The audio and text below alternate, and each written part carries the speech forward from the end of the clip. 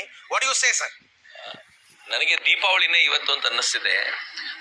ಪಟಾಕಿ ಹೊಡಿಬಾರ್ದು, ಪಟಾಕಿ ಹೊಡೆದ್ರೆ ಪರಿಸರ ಹಾಳಾಗುತ್ತೆ ಅಂತ ಅನೇಕರು ದೀಪಾವಳಿಯನ್ನೇ ಮುಗಿಸುವಂತ ಪ್ರಯತ್ನ ಮಾಡ್ತಿರುವಾಗ ಈ ದೇಶ ಪಾಕಿಸ್ತಾನದಲ್ಲೇ ಪಟಾಕಿ ಹೊಡೆದು ಒಂದು ಸಂದೇಶ ಕೊಟ್ಟಿದೆ.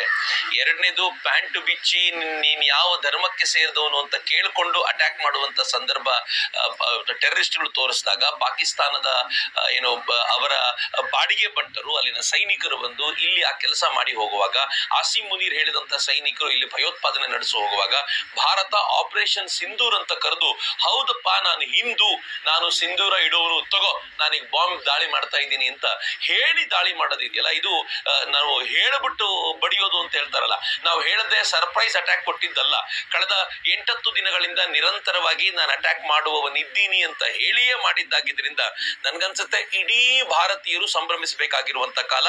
ಯಾವನು ನಾನು ಇದನ್ನ ಏಕವಚನ ಅಂತ ಕರೆಸಿದ್ರೆ ಬೇಜಾರು ಮಾಡ್ಕೊಳ್ಬೇಡಿ ಅರವಿಂದ್, ಯಾವನು ನಾವು ಹಿಂದೆ ಮಾಡಿರುವಂತ ಆಪರೇಷನ್ಗಳಿಗೆ ಪ್ರೂಫ್ ಕೇಳಿದ್ನೋ ಅವನಿವತ್ತು ಎಲ್ಲ ಟಿವಿ ಚಾನೆಲ್ಗಳ ಮುಂದೆ ಕೂತ್ಕೊಂಡು ಪ್ರತಿಯೊಂದು ದಾಳಿಯ ಪ್ರೂಫ್ ಅನ್ನ ಇವತ್ತು ನೋಡಬಹುದು ಅಂತ ನನಗನ್ಸುತ್ತೆ. ಒಂಥರ ಸಾರ್ವಭೌಮತೆಯ ಅನುಭವ ನನಗೆ ಇವತ್ತು ಬರ್ತಾ ಇದೆ.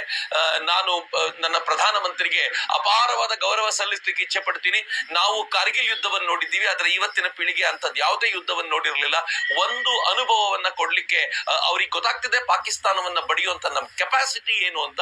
ಯಾರ್ಯಾರು ಪಾಕಿಸ್ತಾನ ಜಿಂದಾಬಾದ್ ಅಂತ ಹೇಳ್ತಾ ಇದ್ರೋ, ಯಾರ್ಯಾರು ಪಾಕಿಸ್ತಾನದ ಫ್ಲಾಗ್ ಅನ್ನ ನೆಲದ ಮೇಲೆ ಹಾಕಿದವ್ರಿಗೆ FIR ಹಾಕಿದ್ರು, ನರೇಂದ್ರ ಮೋದಿ ಏಕಕಾಲಕ್ಕೆ ಅವರಿಗೂ ಕಪಾಳ ಮೋಕ್ಷ ಮಾಡಿದ್ದಾರೆ ಅಂತ ನನ್ಗೆ ಅನಿಸ್ತಾ ಇದೆ.